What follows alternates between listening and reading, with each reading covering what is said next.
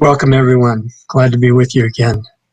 Hope your week went well, and we have Dr. Gabriel Cousens waiting to talk with us tonight.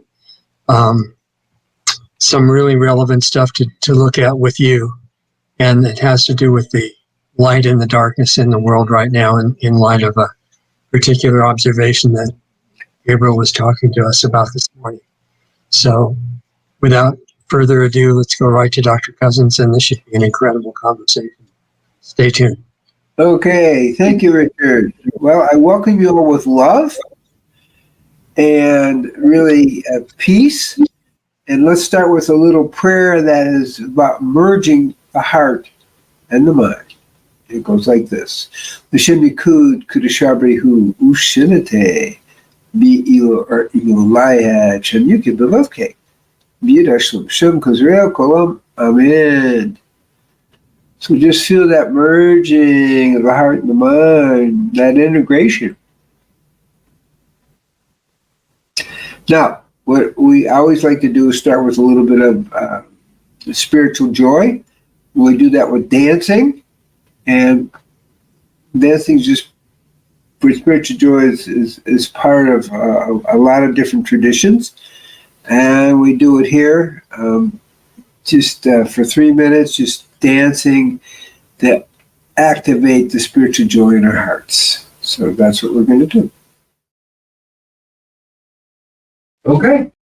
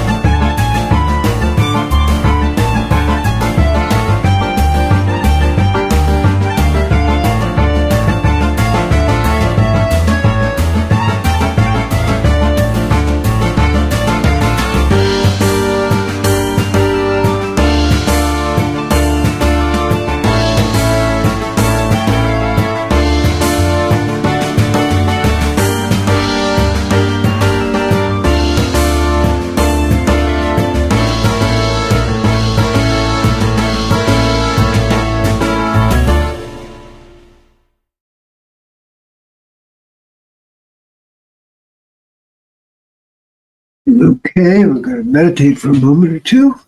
We'll go into what we're doing. Just repeat this with your breath. Yoda in breath. Hey, hand out breath. Wad in breath, hand out breath.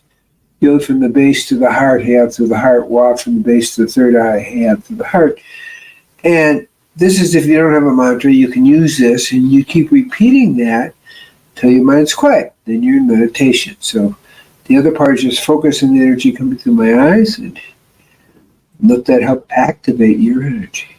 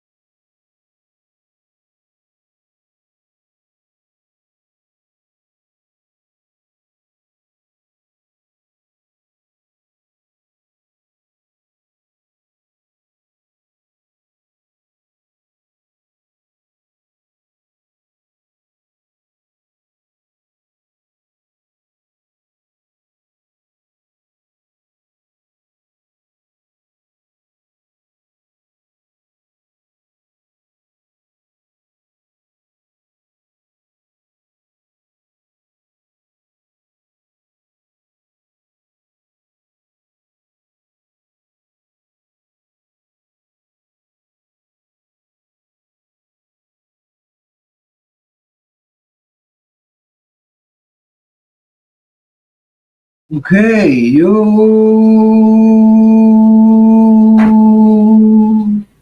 slowly come out of meditation.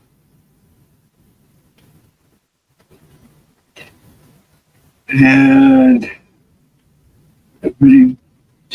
so what I want to do is just kind of address a human tendency that is quite alarming throughout history. And we can go back to the Genghis Khan and the way they mutilated and treated prisoners. We can go to the Middle Ages where the nuns were sexually abused and again, mutilated and killed by, different other groups of Christians. We can go to the pogroms in Russia in the 1920s or in the 1890s. We can look at what the Japanese did, how they mistreated people, Americans in World War II. The most recent is the October 7th, where children were beheaded in front of their parents. Babies were put in ovens, literally. They're witnesses to this. Women were multiply gang raped.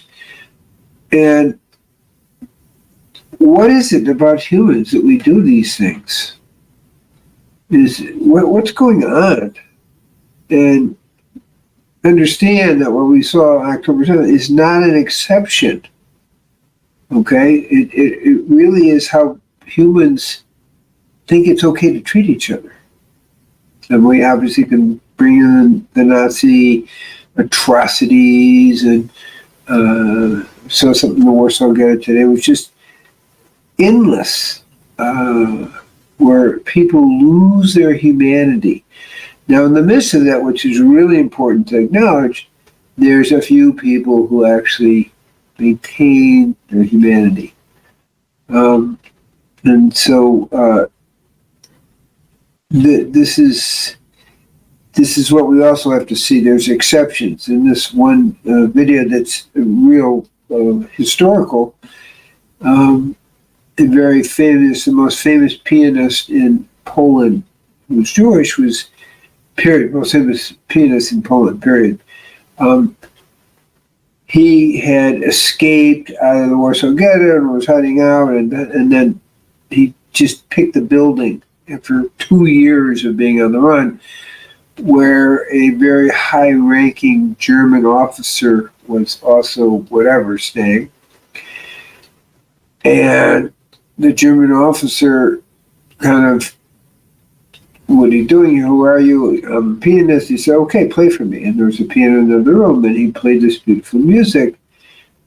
And the officer, again, high-ranking, officer in the area, loved his music, was very nice to him, used to bring him food while he was hiding out, and, really took care of him out of the kindness of his heart, out of respecting that he was a very great artist as well.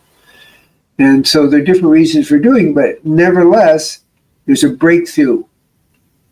Humanity breaks through.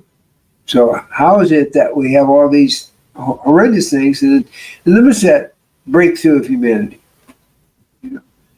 In World War II, you had a variety of Polish people, protecting Jewish people at the risk of their lives. Breakthrough in humanity. So what goes on that some people break through, even high-ranking German, officers? I don't know if he was a general, but he was very high-ranking. And at the same time, we have the tendency to act in very horrible ways to other humans. And it's a little mystery because, we're not talking that these exceptions are religious exceptions, that some people are connected to the light. They don't talk about being connected to the light. The German officer didn't talk about being connected to the light. But he loved his music, and he protected him in this very weird world. And so as we look at this question, I'm raising it. Why do I raise it? Because to me, it's worth trying to understand what it is that makes people act morally, ethically, and recognize God in the other people. They may not be saying that. Well, what was going on with this German officer? What was going on, in all these different places throughout history where there's a recognition of humanity, and you don't do the torturing and the mutilating.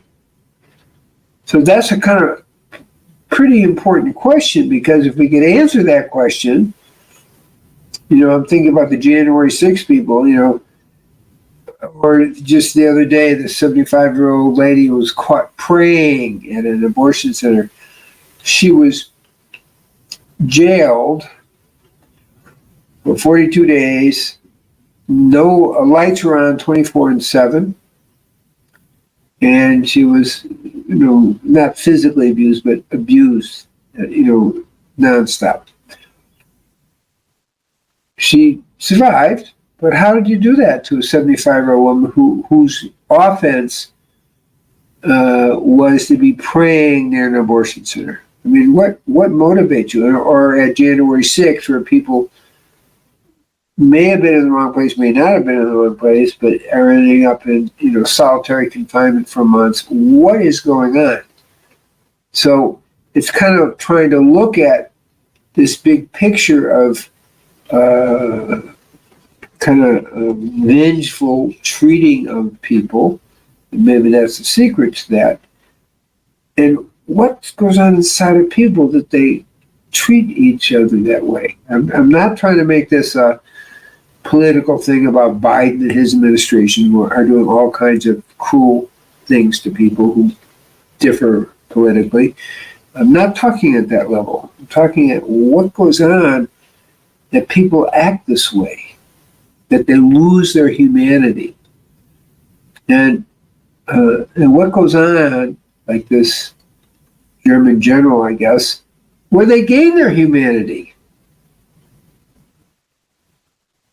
And these are like pretty important questions. If we can figure out what it is, just regular people that not necessarily, have a religious position or whatever, it may be a secret that can really uplift humanity.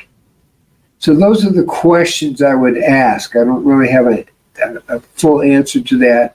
But at this point, I'm going to bring Richard in to see his opinion on this, this question, really. What goes on? Why do people act moral? Why do people act immorally? And trust us to each other throughout history.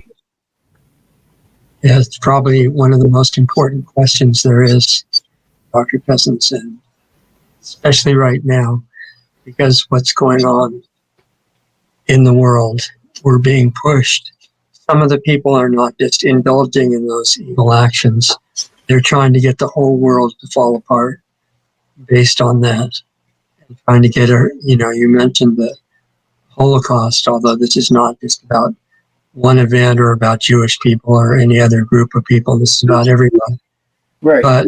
But all these specifics, including the Holocaust and October 7th and all those things, are being used right now to try to bring out the worst of the characteristics of people to take a side and hate each other. And what you're bringing up is unity, and the difference between opposing sides wanting to kill each other and the atmosphere of hatred and the atmosphere of unity that drops all that. Another example of that light coming out was the Christmas truce in World War I, where German and European forces were facing off against each other in the trenches. And they were, every time they would kill everybody in the opposing trench, the rulers would bring in new people to be killed. And it would just be going on and on and on. And it's kind of an analogy to what's going on in the world in general.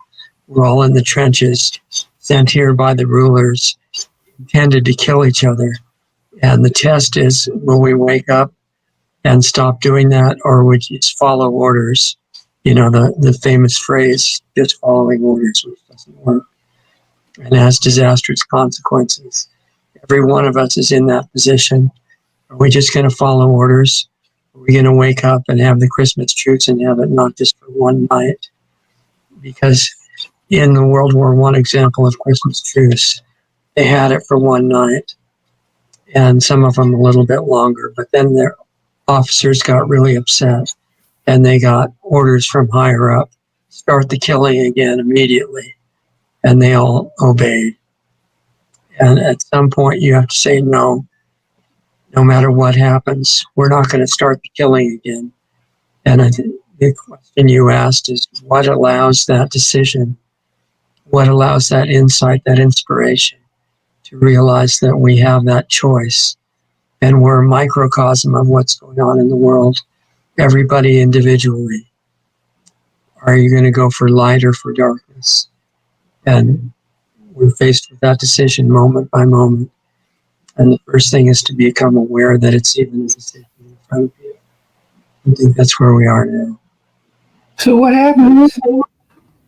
And there may be different reasons, but there's somewhere in the picture where we recognize the humanity of the other person. Right. And there's some, in a more spiritual way of talking about it, is that we recognize the spark of God in the other person. Yes, not just in the so-called good people, but in everybody. In everybody. I'm talking about in the people you're opposing for whatever reason. Right. And the leaders tend to want to demonize the opposition. Whether it's, even to the extent of political demonizing people, which we see grossly in the United States, it's really the opposite of not seeing God in everybody. It's like seeing evil in your opposition because they differ. Almost every belief system in the world teaches that we're the good people and the other ones are the bad people. And Right. God wants the bad people killed. And emulating that philosophy has been followed for thousands and thousands of years, and it never ends. Everybody thinks they're the good guys and the other side is the bad guys. Even the globalists that want to exterminate life on the planet think that they're doing it for a higher purpose. Right. So how do people get deluded into thinking that? So, I didn't mean to interrupt. Go ahead. No, I think that is the obvious question. Because if we're thinking it's only the bad people that fall for that, we're missing the whole point. Everybody falls for it in some way. And if you can overcome that in yourself and make the decision to go in the opposite direction, that's a contribution to the world, very much tied to your World Peace Project. So one thing I learned playing football that may be a clue here is that, you're trying as hard as you can to block the other person, knock them out of the game, whatever you're doing, you're trying physically as hard as you can. Right. It's a game of war. But at the same time, at least from my point of view, they're just football players like myself. We're all on the same team. We're all football players. And when you remember that, it changes how you are. I remember we were playing the top team. We did beat them in the last 6 seconds. Bowdoin, and we did 1918. And they had a really good running back. And I was, and I tackled him really hard at the open, after the first few plays. And he was kind of slow getting up off the ground.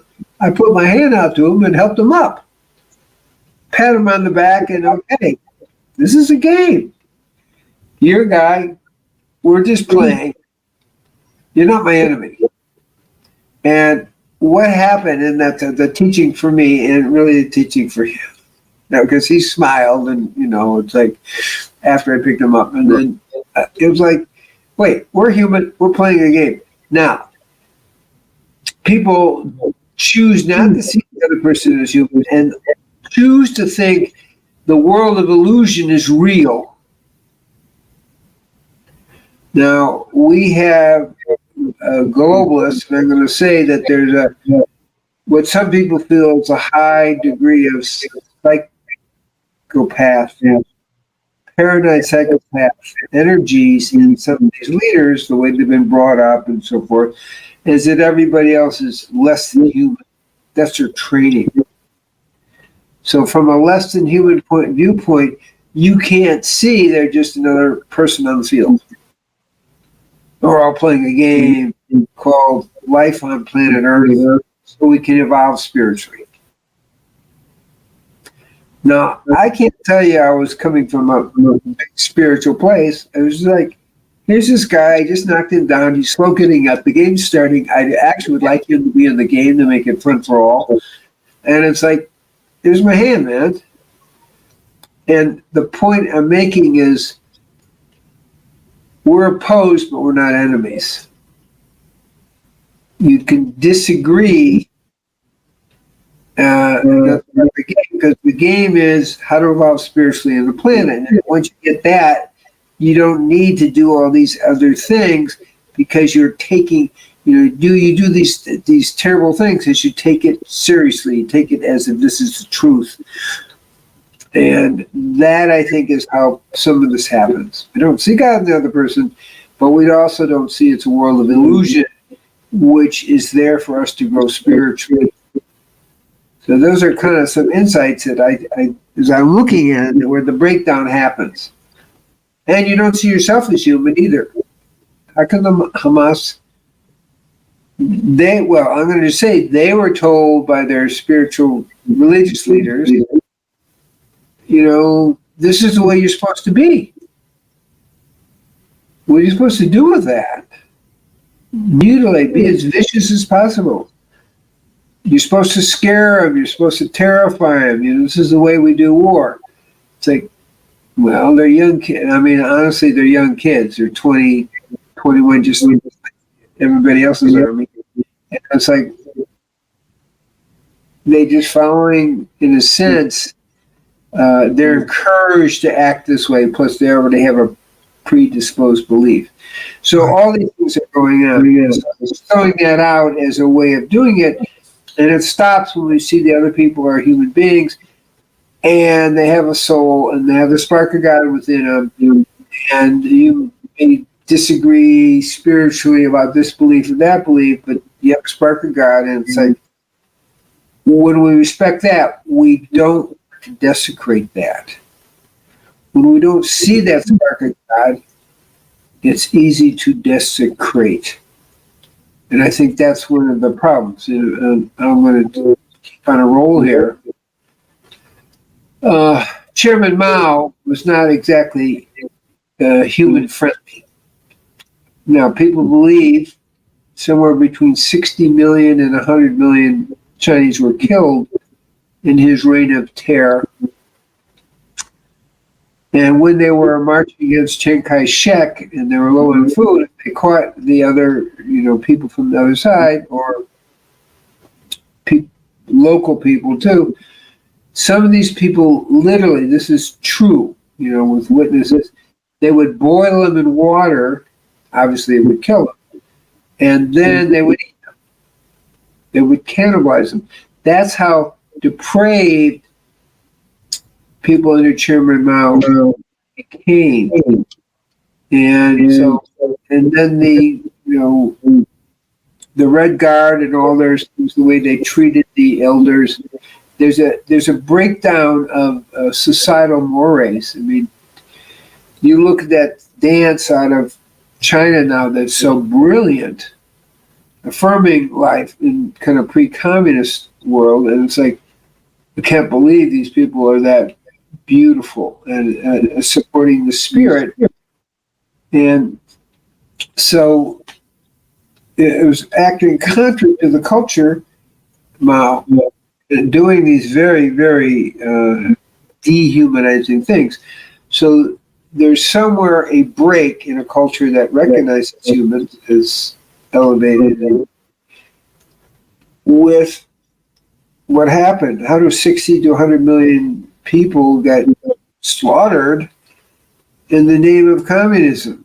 That's not really a good name, doing it that way. So those are kind of questions that I'm bringing up where people lose and do not see other people as human, therefore you can do whatever you want. But even today we talk about animal cruelty, and we don't do those things to animals. So I'm throwing those thoughts into the mix to help us begin to get a grasp of what the breakdown is, and also what the solution is just to focus on seeing the light of God in the other person. And it's okay to disagree, but we want to hold our morals, and we hold our ethics, and we want to hold our humanity, because we lose our humanity when we treat people in inhumane ways.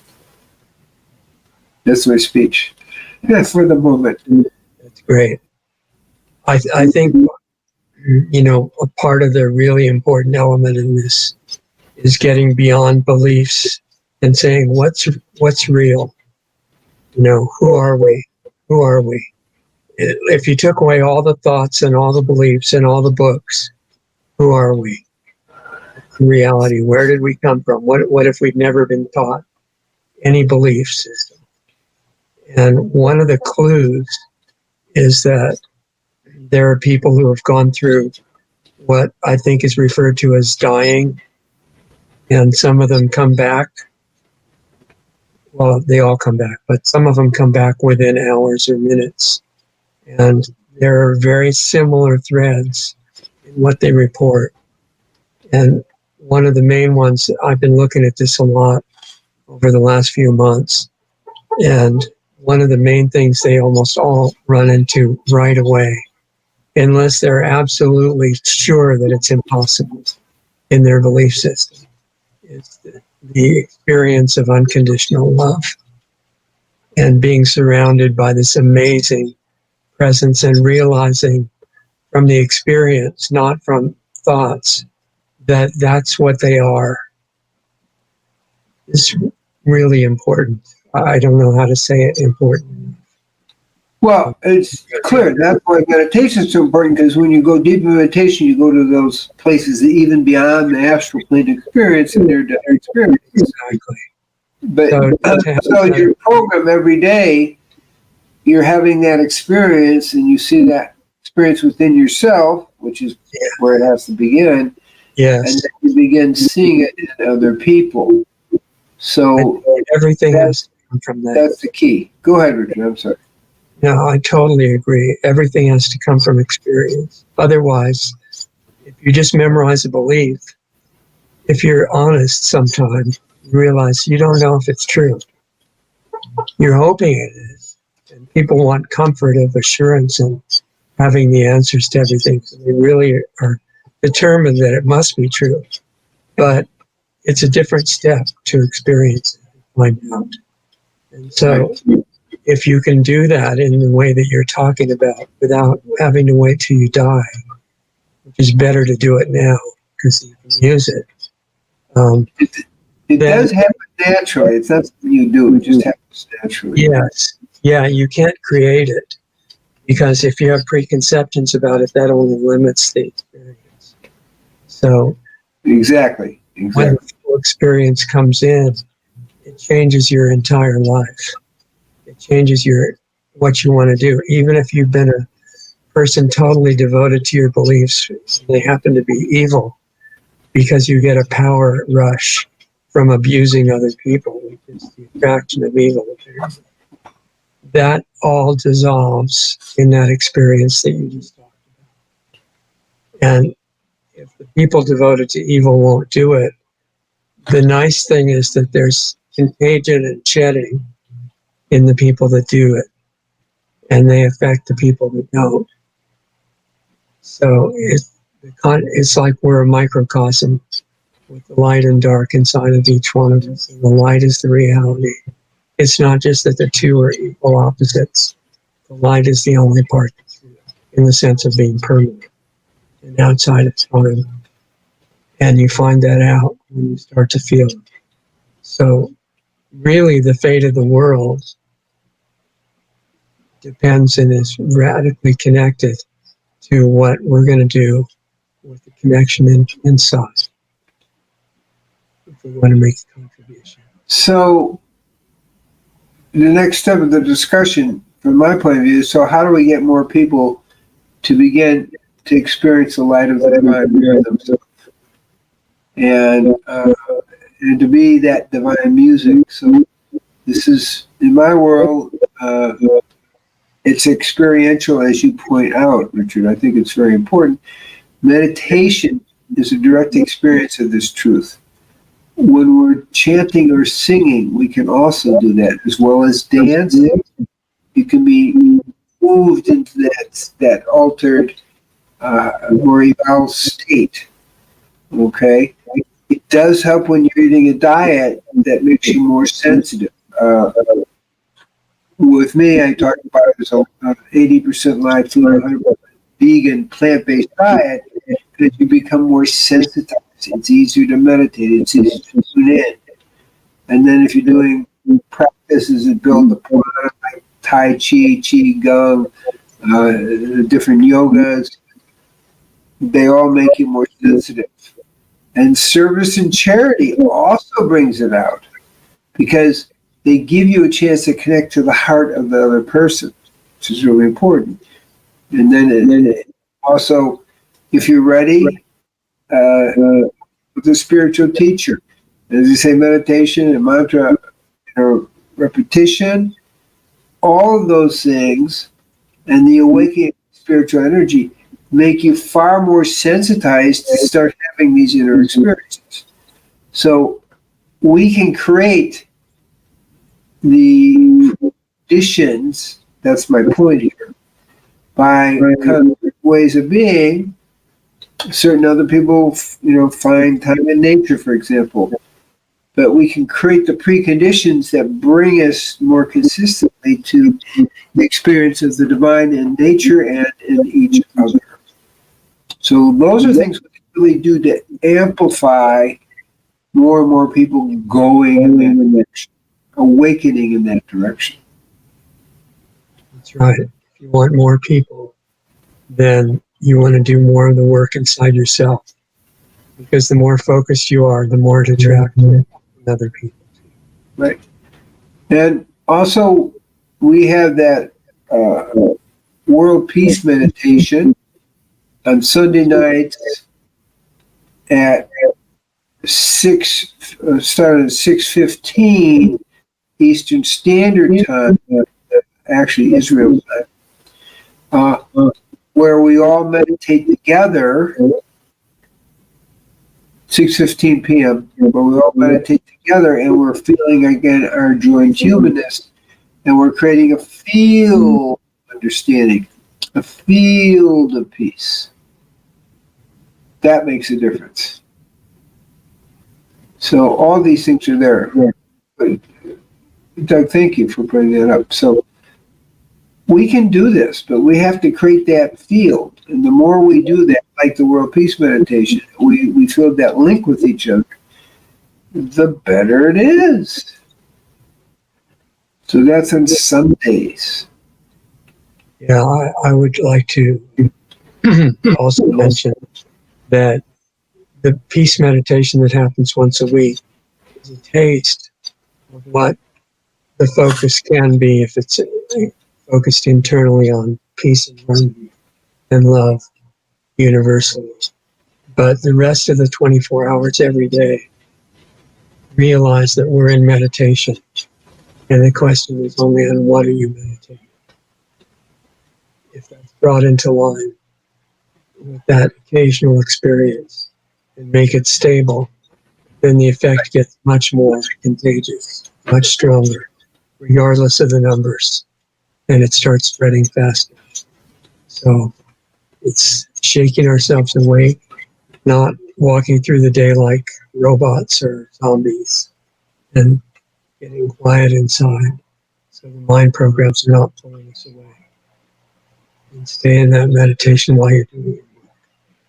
And people say, well, it's really hard to meditate and do your physical tasks at the same time, and that's not true. We don't realize that we're doing that now. It's just a negative meditation in the background that needs to be replaced. Yeah, I mean, I do it when I'm doing the dishes. You know, you're repeating the mantra, repeating the name of God when you're walking around, when you're doing it. Even when we're sitting here, that frequency of the divine is being repeated internally. So it's a simple message. Yeah. Just eventually, after you've heard it so many times, one time it says, wow, maybe I should actually try that.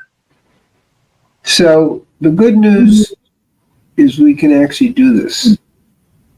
We can actually, as we transform ourselves, we are also naturally transforming the world. That's the good news. And as we become more human, then these inhuman activities, atrocities, go down, less happening as a normal way of being as a human. Totally agree, Dr. Cousens. And I think we're each a microcosm of that struggle within the world. So what we do with it in ourselves is the whole issue. Yeah. And that changes the world. It changes the global mind. Right. So I just want to bless everyone that we get the message and get the understanding of this and do it.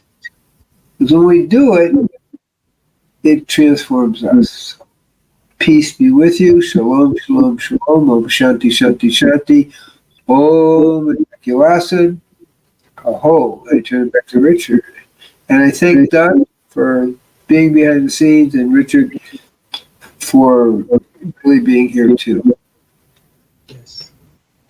Barely here in terms of my voice. I apologize for that. But Your voice is fine. I can hear you quite well. okay. And you mentioned Doug. Doug has a weekly news show called The Diamond Report. Say it again? The Diamond Report is Doug's weekly news show. Oh, okay. The Diamond Report. And we're waiting to see what happens in the world right now, and all of us are major actors in that. And in Planetary Healing Club, which meets once a week still, we've been looking each week recently at some of these experiences of people who've died and come back.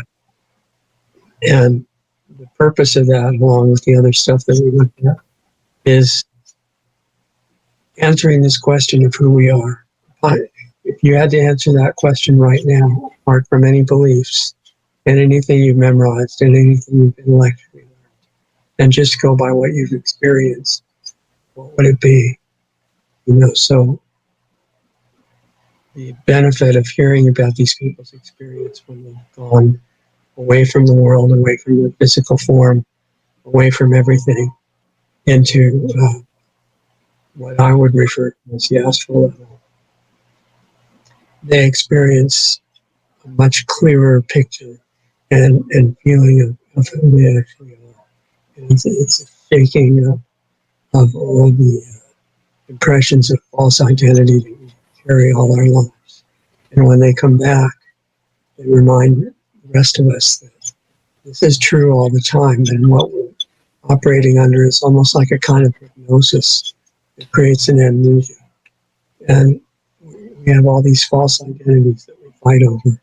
But the reality is that we're coming directly from God. We're made of spirit, not physical form. And the essence of that is unconditional love. And no matter what we memorize as a belief, it's not the same as experiencing someone. And that's the whole point. So what I would encourage people to do is do whatever you can to experience some of who you actually are. Because from there, you can actually get reconnected to where you came from. And the old funny joke about somebody, I think it was a Chevy Chase movie, and they were asking for directions, and the person outside the car said, "Well, I'm really sorry, but you can't get there from here." That's supposed to be a funny joke, but it's true. In order to get reconnected to where we came from, we can't be coming from a false identity. All you can do from that false identity is have things to fight about, and we need to change that. So, what Dr. Cousens is talking about with the world peace meditation and the encouragement to be in that mentality all the time, it's really critical. And I would say if there's one thing that we need to do, if we care about what's happening in the world right now, reconnect to who we are. And that's what we're working with in each in our own ways. So very grateful to be with you today. And I'm trying to do my part in the middle of all of that, same as you, and reconnect to who we are. Get still inside, quiet and receptive. And just like in nature, gases rush in to fill in a vacuum. And the same happens in the spiritual realm. If you quiet down the mental chatter, then what comes in is what you're looking for. And it leads to something very amazing. So don't give up. Don't be discouraged by what's going on around you. Be what you want to be broadcasting into the world. And it becomes very strong. And it's guaranteed in the end that light is the only thing left. So anyway, I'll stop talking for a while and wish you a good week. Hope everything goes really well. Stay in touch. You're welcome to planetaryhealingclub.com or to communicate at richard@lostartsradio.com. And we'll look forward to talking to you again next time. Talk to you soon.